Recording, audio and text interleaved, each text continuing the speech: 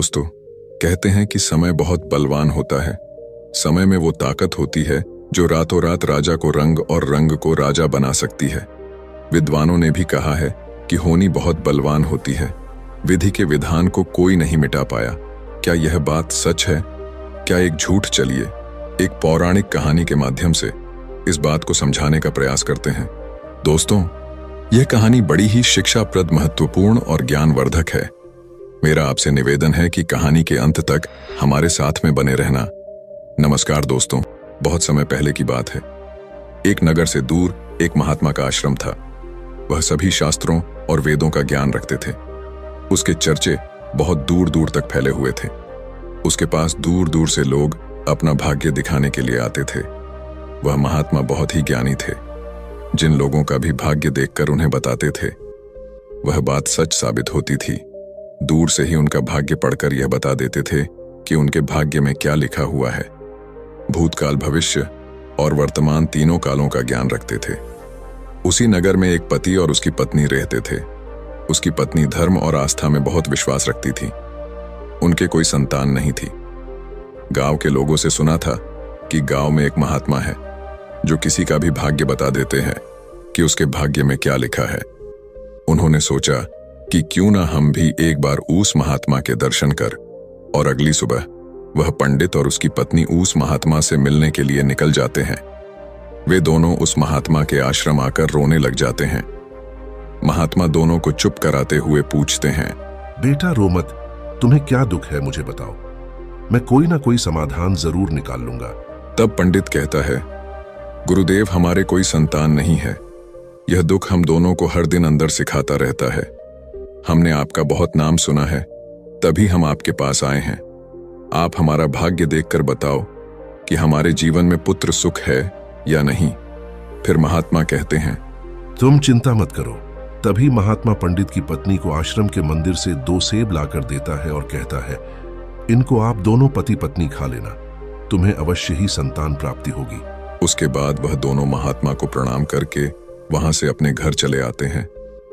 कुछ महीनों के बाद वैसा ही होता है। 1 साल के बाद उनके घर पुत्र का जन्म होता है। पंडित और उसकी पत्नी बहुत खुश थे। पंडित अपनी पत्नी से कहता है कि क्यों ना हम महात्मा को अपने घर बुलाकर उनकी सेवा करें। फिर पंडित उस महात्मा को अपने घर बुलाते हैं और उनकी सेवा करता है।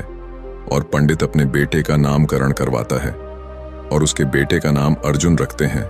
तभी पंडित कहता है, गुरुदेव, आप हमारे बच्चे का भविष्य देखकर बताओ कि हमारा पुत्र जीवन में क्या करेगा। तभी वह महात्मा कहता है, अभी इसको बड़ा होने दो। जब इसकी आयु 8 वर्ष की हो जाए तब इसको मेरे पास लेकर आना, मैं इसका भाग्य अवश्य बता दूंगा। यह बोलकर महात्मा वहां से चले आते हैं। धीरे धीरे समय गुजरता गया। पंडित का बेटा अब 8 वर्ष का हो गया था। एक दिन पंडित अपने बेटे को लेकर उस गुरु के आश्रम जाते हैं तो वह देखते हैं कि वहां लोगों की भीड़ लगी हुई थी। तब पंडित का लड़का पंडित से पूछता है, पिताजी, यह सब क्या हो रहा है? तब पंडित अपने बच्चे को बताता है कि यह महात्मा त्रिकालदर्शी है, इनको भविष्य का पता चल जाता है। यह सब लोग अपने अपने भविष्य का पता करने यहाँ आए हुए हैं। तब वह पंडित का लड़का उन गुरुदेव के पास जाता है और कहता है, गुरुदेव, आप मेरा भी भविष्य देखो ना। उस छोटे बालक की बात सुनकर गुरुदेव पहले तो मना कर देते हैं, लेकिन बाद में बच्चे की जिद पर मान जाते हैं और उससे कहते हैं, बेटा, मैं तुम्हारा भाग्य देखता हूं, तुम मेरे सामने आकर बैठ जाओ। फिर महात्मा उस पंडित पुत्र का भाग्य देखने लगता है। उस महात्मा ने अपने ग्रंथ को खोला और फिर पंडित पुत्र के ललाट को देखा। जब उसने गणना की तो महात्मा ने देखा कि पंडित के पुत्र का विवाह तो एक नीच कुल की कन्या के साथ होना लिखा है। जब उसने यह देखा तो वह सोचने लगा कि अब क्या होगा। यह जाति से उच्च कुल का ब्राह्मण है और इसके पुत्र का विवाह नीच कुल की लड़की से होगा। यदि ऐसा हो गया तो यह कहीं का नहीं रहेगा और किसी को अपना मुंह दिखाने लायक भी नहीं रहेगा। महात्मा यह सब बात उस पंडित को बता देता है। पंडित यह सुनकर कहता है, गुरुदेव, नहीं नहीं, मैं ऐसा नहीं होने दूंगा। जब मैंने भाग्य जान लिया तो मैं भाग्य को बदल दूंगा। जब उस महात्मा ने कुछ और गहराई से उस ग्रंथ को देखा और उसकी गणना की तो उसे पता चला कि उसी गंगा के किनारे कई कोसों दूर एक मछुआरे का परिवार रहता है और उसके परिवार में अब तक 5 पुत्रियों का जन्म हो चुका है। और जो मछुआरे की 5वें नंबर की कन्या है, जिसकी उम्र मात्र 3 साल की है और जिसका नाम उस मछुआरे ने शकुंतला रखा है, पंडित पुत्र का विवाह उस लड़की से होगा, ऐसा उसके पुत्र के भाग्य में लिखा है। यह सब महात्मा पंडित को बताता है तो पंडित ने सोचा, मैं अपने पुत्र के भाग्य को जरूर बदलूंगा, मैं इसमें समर्थ भी हूं। जब मैंने अपने पुत्र के भाग्य को जान ही लिया है तो मैं इसके भाग्य को बदल भी सकता हूं। पंडित कहता है, गुरुदेव, मैं भी आज देखता हूं कि भाग्य बड़ा है या मैं बड़ा हूं। तब वह पंडित ब्रह्मा जी के लिखे हुए विधान को बदलने के लिए चल देता है और चलते चलते वह पंडित उस मछुआरे के घर पहुंच जाता है। जब उस मछुआरे ने देखा कि उज्जैन के एक महान पंडित उसके द्वार पर खड़े हैं तो उस मछुआरे ने उस पंडित का बड़ा ही आदर सत्कार किया और कहने लगा, मुझ गरीब की कुटिया में आप पधारे हैं, यह तो मेरे लिए सौभाग्य की बात है। पंडित कहने लगा, हे मछुआरे, मैं किसी उद्देश्य से तुम्हारे पास आया हूं। मैं तुमसे यह जानना चाहता हूं कि तुम्हारे घर में किसी 3 साल की कन्या ने जन्म लिया है। तो मछुआरा कहने लगा, हाँ, हमारे घर में एक पुत्री ने जन्म लिया है जिसकी आयु अभी 3 वर्ष होगी। पंडित ने कहा, क्या उसका नाम शकुंतला है? तो मछुआरे ने कहा, जी पंडित जी, उसका नाम शकुंतला है। पंडित ने कहा, हे मछुआरे, मेरा गुरु त्रिकालदर्शी है, उन्होंने मुझे कुछ मंत्र दिए हैं। मैं तो इस रास्ते से जा रहा था तो मैंने देखा तुम पर तो बड़ा गौर संकट आने वाला है। जब तक तुम्हारी सबसे छोटी पुत्री तुम्हारे घर में रहेगी तब तक तुम्हें पुत्र की प्राप्ति नहीं होगी। यदि तुम अपने घर के आंगन में पुत्र खेलता हुआ देखना चाहते हो तो तुम्हें अपनी छोटी पुत्री को अपने घर से दूर भगाना होगा। पंडित के ऐसे वचनों को सुनकर मछुआरा बोला, पंडित जी, अभी वह तो नवजात बालिका है, उसकी आयु तो भी मात्र 3 वर्ष की है, मैं उसे ऐसी हालत में कहां छोड़ सकता हूं? पंडित ने कहा, हे मछुआरे, जब मैं तुम्हें यह बता सकता हूं तो मैं तुम्हारी सहायता भी कर सकता हूं। हे पंडित, उसे कहते हैं कि मेरी कोई पुत्री नहीं है। तुम एक काम करो, तुम अपनी इस कन्या को मुझे दे दो, मैं इसका पालन पोषण करूंगा और जब यह बड़ी हो जाएगी तो मैं अच्छा सा वर ढूंढकर इसका विवाह भी कर दूंगा। फिर वह मछुआरा पुत्र की लालसा में अपनी नवजात पुत्री को उस पंडित को दे देता है। पंडित मन ही मन बहुत खुश होता है और उस छोटी सी कन्या को लेकर चल देता है। चलते चलते वह पंडित सोचता है कि इस कन्या को मैंने मार दिया तो मुझे बाल हत्या का पाप लग जाएगा। फिर उस कन्या से छुटकारा पाने के लिए वह पंडित एक लोहार के पास जाता है और उस लोहार से एक लकड़ी का एक छोटा सा बक्सा बनवा है और उस बक्से में वह उस नवजात कन्या को सुलाकर नदी के जल में प्रवाहित कर देता है और पंडित सोचने लगता है कि यह बक्सा कुछ दूर ही जाएगा और अपने आप ही डूब जाएगा और यह लड़की भी मर जाएगी। इस तरह इससे मेरा पीछा छूट जाएगा और मुझे बाल हत्या का पाप भी नहीं लगेगा। और वह पंडित अपने घर चले जाता है।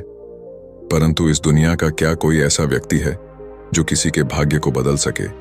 क्योंकि उस लड़की के भाग्य में जीवन लिखा हुआ था, जिस कारण से वह बक्सा उस नदी के जल में नहीं डूबता है और नदी उसे बहाते हुए एक गांव के पास किनारे पर ले जाती है। उधर उस गांव का पंडित सुबह सुबह स्नान करने के लिए आता है तो उस पंडित की नजर उस बक्से पर पड़ती है। जब वह पंडित उस बक्से को खोलता है तो वह देखता है कि बक्से के अंदर बहुत ही सुंदर कन्या लेटी हुई अपने पैर के अंगूठे को चूस रही है।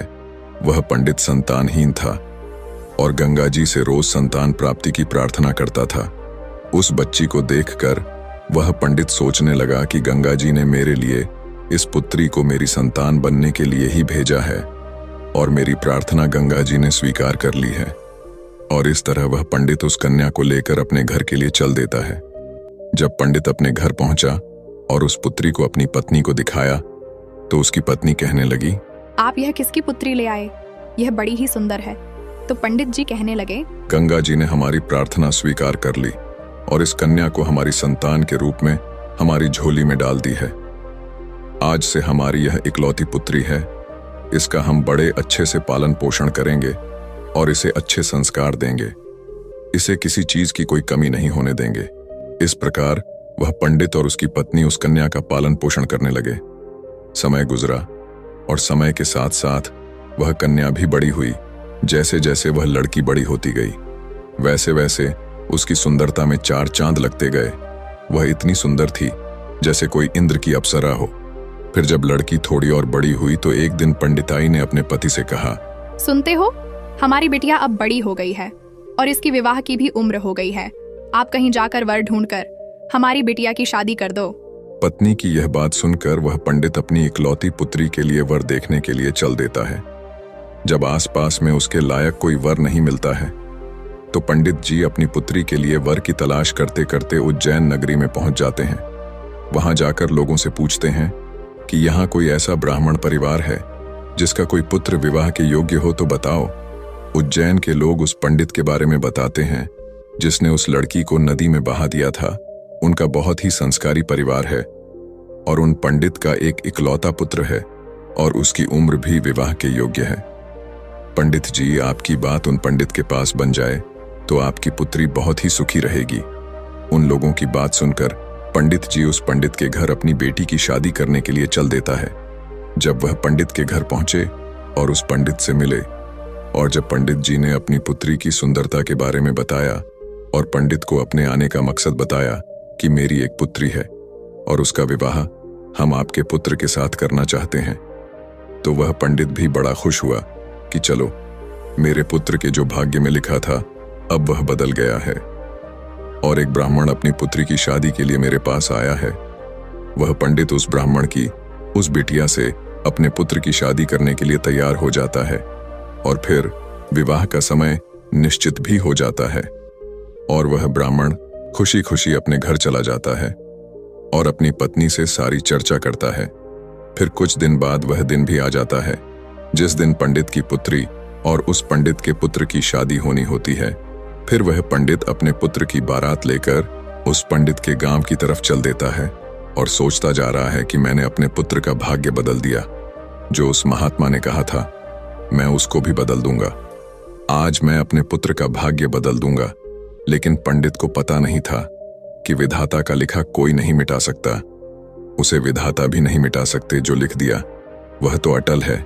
जैसा जिसके भाग्य में लिख दिया वैसा तो होकर ही रहता है, चाहे कोई कितने भी जतन कर ले, लेकिन भाग्य का लिखा कोई नहीं मिटा सकता। इस तरह सहयोग से आज वही मछुआरे की कन्या आज पंडित की पुत्री बनकर उस पंडित के बेटे के साथ विवाह करने के लिए तैयार हो रही है जिसे उस पंडित ने पानी में बहा दिया था। फिर उस लड़की का विवाह उस पंडित के बेटे के साथ हो जाता है और इस तरह वह कन्या पंडित के घर में आ जाती है। पंडित का पुत्र सुंदर सी पत्नी पाकर खुश था। पंडित की पुत्री सुंदर सा पति पाकर खुश थी और पंडित इस बात से खुश था कि मैंने अपने पुत्र का भाग्य बदल दिया है। फिर एक दिन किसी कार्य से उस पंडित के पुत्र को उज्जैन से कुछ दिनों के लिए बाहर जाना पड़ता है। एक दिन वह पंडित अपने बेटे की बहू को लेके उस महात्मा के आश्रम जाते हैं। उधर पहुंचकर गुरुदेव को प्रणाम करते हैं और बताते हैं कि गुरुदेव, मैंने विधि के विधान को भी बदल दिया। यह सुनकर गुरुदेव हंसने लगते हैं। पंडित गुरुदेव को हंसता देख पूछते हैं, गुरुदेव आप हंस क्यों रहे हो? तब गुरुदेव पंडित को बताते हैं, ये वही लड़की है जिसको तुमने नदी में बहा दिया था। यह सुनकर पंडित का पसीना छूटने लगा। उसने सोचा, यह तो वही मछुआरे की लड़की है जिसे मैंने मरने के लिए नदी में प्रवाहित कर दिया था। फिर ये मेरे घर में मेरी पुत्र वधू बनकर कैसे आ गई? उसने शकुंतला से कहा, पुत्री, तुम अपने पिताजी की इकलौती पुत्री हो ना? तो वह कन्या बोली, जी पिताजी, मेरे असली माता पिता तो बड़े दुष्ट थे। उन्होंने मुझे 3 वर्ष की अवस्था में ही गंगा में प्रवाहित कर दिया था और जो मेरे नए माता पिता हैं, इन्होंने मुझे नया जीवन दान दिया। जिस दिन से मुझे नया जीवन दान मिला है तब से यही मेरे माता पिता हैं।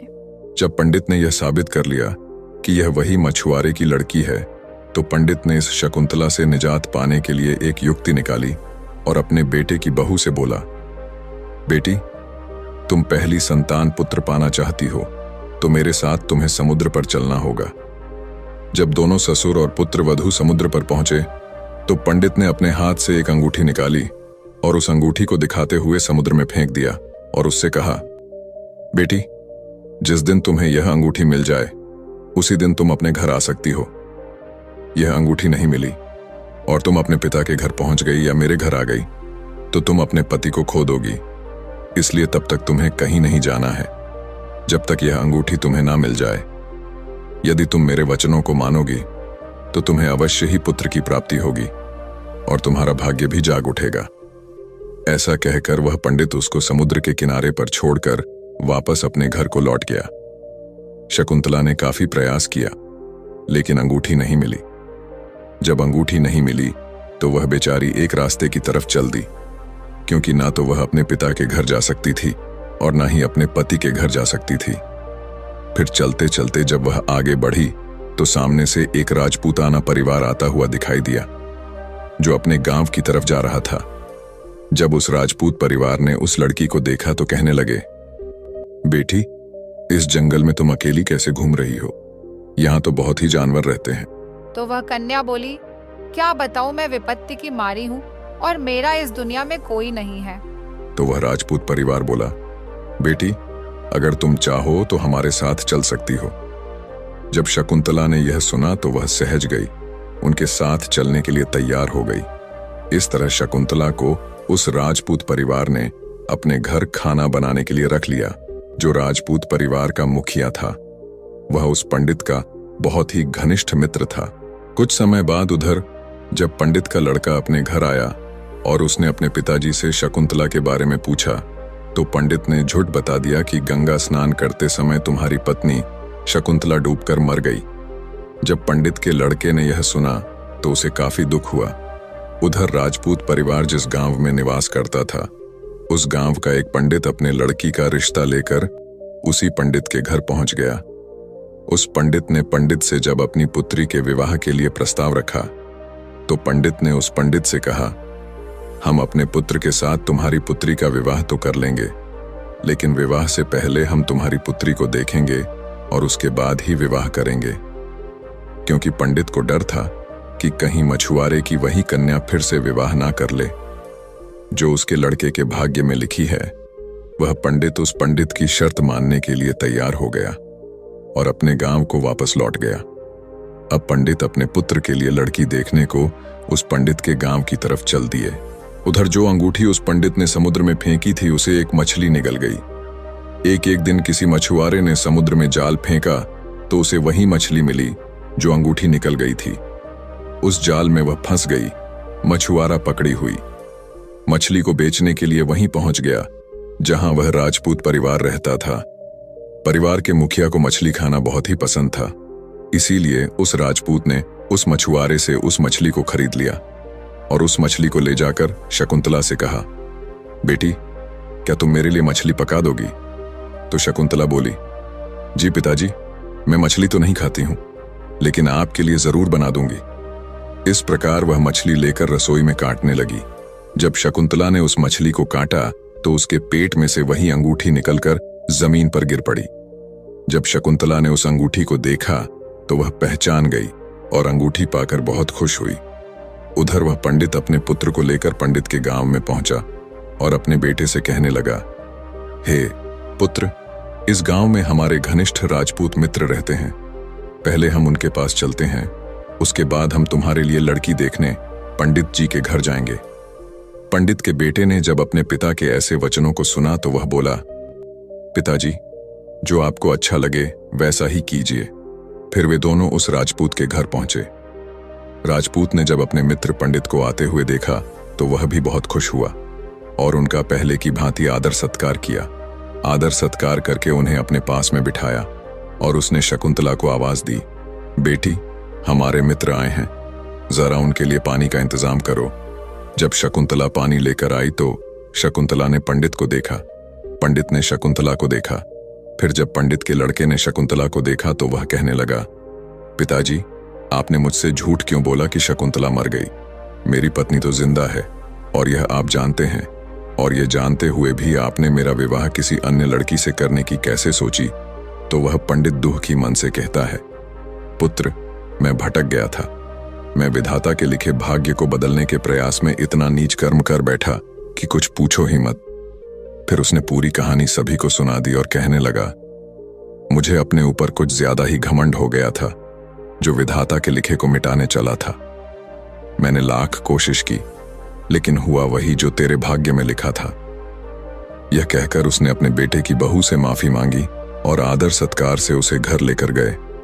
दोस्तों, विधि के विधान को कोई बदल नहीं सकता, जो लिखा होता है वह जरूर होता है। दोस्तों, आपने आज के इस वीडियो से क्या सीखा, वह मुझे आप कमेंट में बता सकते हैं। इसी के साथ में उम्मीद है कि आपको आज की वीडियो पसंद आई होगी, तो इस वीडियो को उस इंसान को शेयर करें जिससे यह कहानी सुनने की जरूरत है, और उसी के ठीक बाद चैनल को सब्सक्राइब करें। तो चलिए फिर मिलते हैं ऐसी एक और नई वीडियो में एक नए मैसेज के साथ। तब तक के लिए अपना ख्याल रखें। धन्यवाद और नमो बुद्धाय।